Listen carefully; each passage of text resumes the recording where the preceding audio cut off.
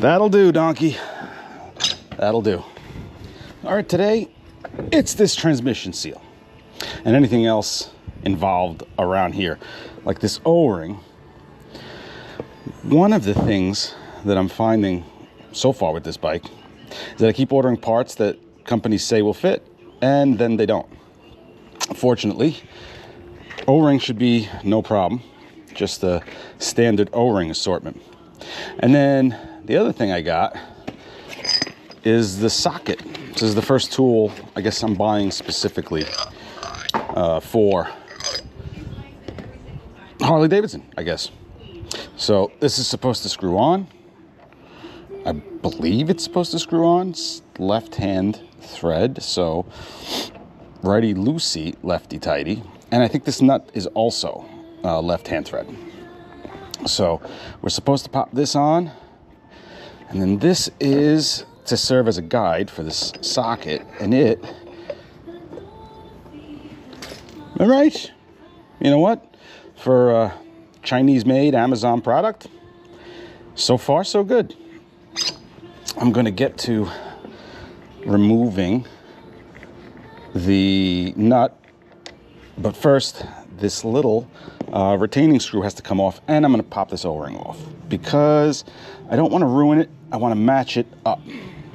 So O-ring will go to the side for now, and I think, let's see if this works.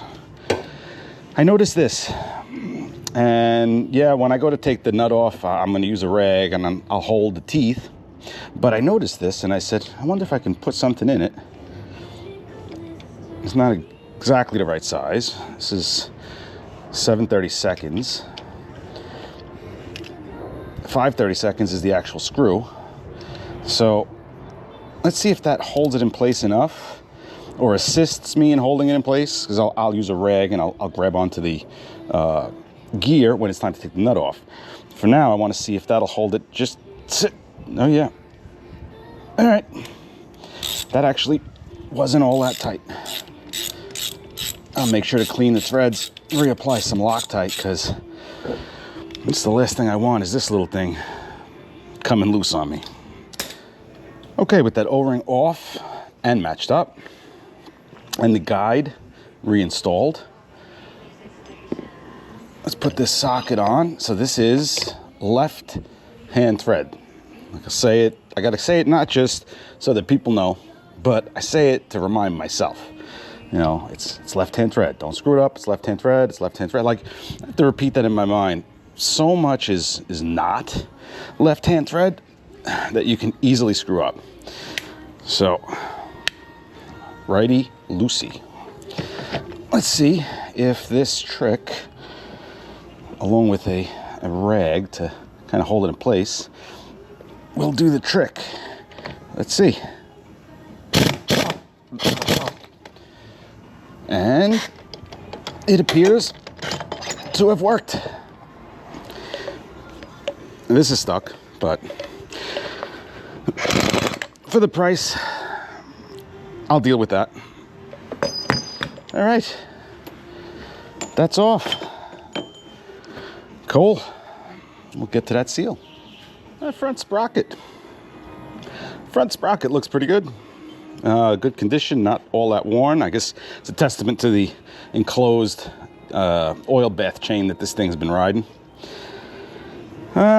Which kind of sucks because I know the wear is going to be accelerated with an open chain. But considering the availability of parts, you know, you don't have much choice, right? You do what we can. Okay. I believe this seal should be pretty easy to just kind of grab and pull out, I think. But I could be completely wrong. We'll give it a try. A little persuasion, and she comes right off. Messed up, but who cares, right? Because I'm not using this one again. Let's get the new one. Well, let's get everything else checked out, because I believe there's a seal right here.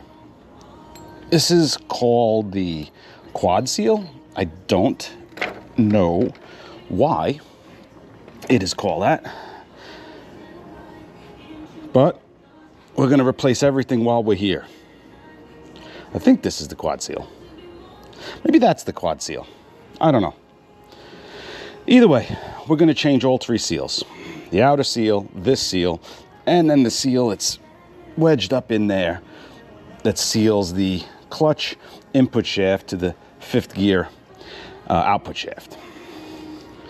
And then, fingers crossed, we don't have any oil leaks when this thing is roadworthy again. I have a feeling that this thing was leaking 20 years ago, and I'll show you why I think that. So the prior owner did not have many things with him as far as fluids. A lot of parts, solenoids and spark plug wires. The only fluid that I found in the right saddlebag was this half-used quart of semi-synthetic transmission lubricant, Harley Davidson, which back then was $5.95 a quart. So all 4 and 5 speed FL, FLT, FX, and FXR transmissions. I think the fact that he had this with him, and this is the only lubricant that he had with him, I think that transmission was probably leaking back in 2004 also. All right, but we're going to stop that going forward. Also, I'm not surprised that this seal is leaking, and whether it was leaking 20 years ago or not, it's kind of irrelevant, but I'm not surprised to find leaking seals since this thing has been sitting for 20 years and rubber gets brittle, gets old, gets dry. So I guess it's good that we're resealing everything now, and hopefully there are fewer leaks going forward. Probably still will be some, but I don't think there's many other seals so much. Everything else is kind of gaskets. Gaskets, I feel they tend to hold unless they're disturbed. So we'll see. We're going to find out. All right, this seal came off with almost no effort. Not designed for it, but this is a tool that came with my fittings, the connectors that we were doing, the wiring. This is to assemble and disassemble. And this little hook just reached in, grabbed it and pulled, and again, almost no effort, and it's out. So I'm gonna match it up with the right seal in the genuine James kit that I got for the transmission. I had gotten a Cometic kit for the primary. I actually had to get a James kit also because the Cometic didn't have everything that fits the, I guess, late 84 and earlier, some of the uniqueness that this bike has. So I had to get 2 kits combined. I'm learning that this year seems to have a lot of that. What fits Evo 84 and up, and some of those parts are on here, and what fits shovels 84, I guess, and down. So a little bit of a challenge, but challenge is good in life. Okay, let's get the seal, get a new one on there. All right, getting everything just cleaned up, ready for reinstallation. This is the sleeve. Actually not horrible, but I'm gonna give it a little cleanup just to try to give that seal the best opportunity to seal. And keep in mind, if you're doing this, there's a beveled edge and a flat edge. And the beveled edge goes inside towards that weird O-ring to seal everything up. So when it goes back together, it goes in one way and not the other. And we have hit that perfect time of day in September where I'm getting some sunlight. I unfortunately have to deal with whatever natural light I get. I mean, that's not 100% true. I have drop lights and I have spotlights and stuff, but I prefer to work outside and really enjoy when the natural light comes. All right, so the O-ring is in there. The main seal goes in next, I believe, or at least that's how I'm gonna do it. It doesn't take much effort to get this seal in place.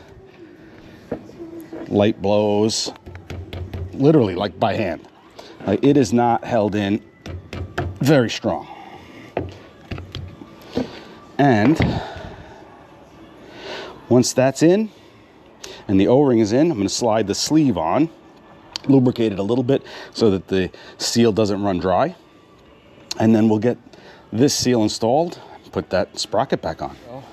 I'm going to just lube everything with the transmission fluid that's been coming out, because it's what's in the transmission, so it's what the seal is going to be dealing with. You know, why mess with a good thing? This should just slide on. And there we are. All right.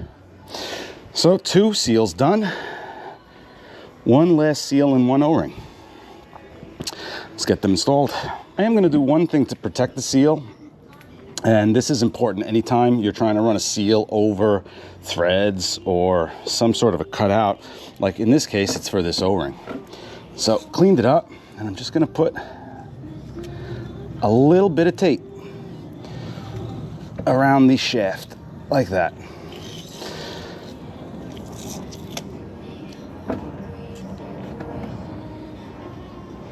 That's just to try to help the seal slide over these without any sort of damage to it. So hopefully, fingers crossed, no leaks going forward. And we'll take another drop of oil before popping this seal in. Get it over the tape and into its place. Okay, now I believe should be able to tap it in with a piece of pipe. It's I think 1 inch. I'd have to double check.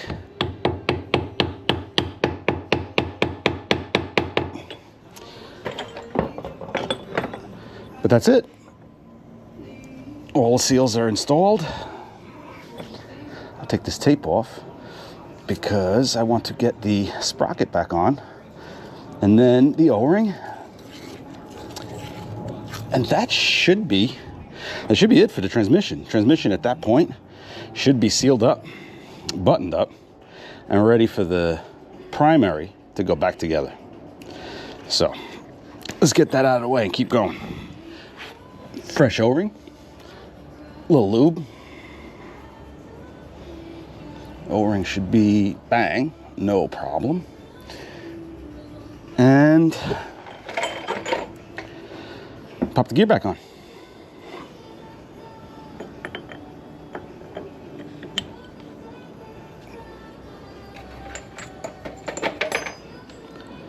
Retaining nut, left hand thread. Righty loosey, lefty tighty. Just have to always remind myself that.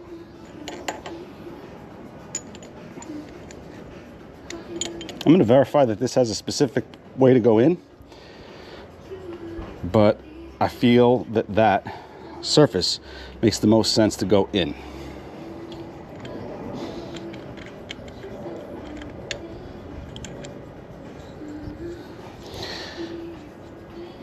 All right, spun on.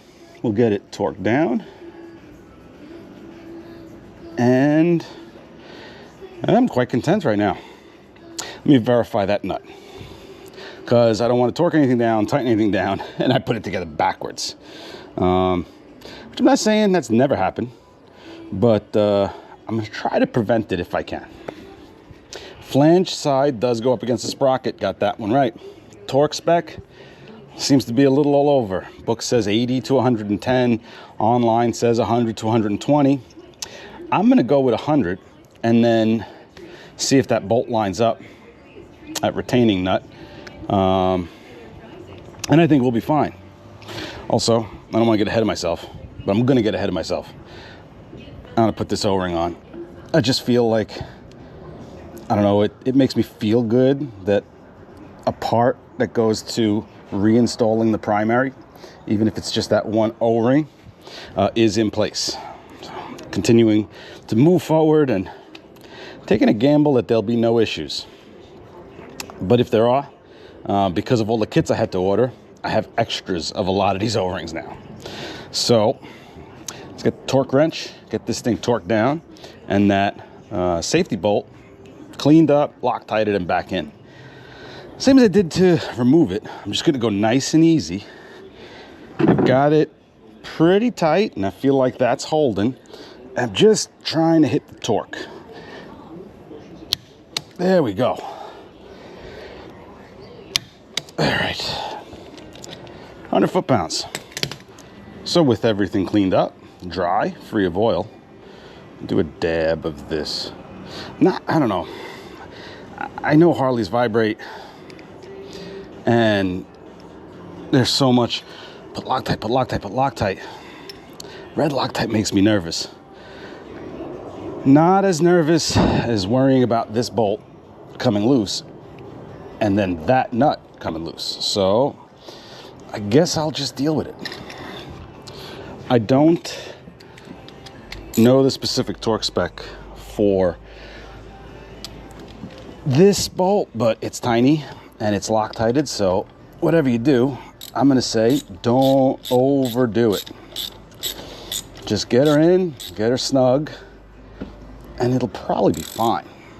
Not probably, it'll be fine. I mean, I'm gonna do it, and I'm gonna go cross country, so I'm fairly certain that that is not gonna go anywhere. So there is that. I guess really the only thing left to do on the transmission is to just take a look at the oil level. I know I lost not just oil from when it was leaking and I was riding it around, but also from changing the seals. I didn't drain the fluid. The fluid was good. I figured rather than drain it, whatever comes out, I'll just replace. So we'll take a look at the levels, clean that dipstick up a little bit. And I think the transmission side of it, I won't have to look back, think, and wonder if I forgot anything. So, get that done. Cleaned up, it shows nothing on the stick. Makes sense. A decent amount leaked, so. But I don't want to overfill it either. I'm going to go easy. Because I hate having to drain things. Well, drain things to get the level right, I should say.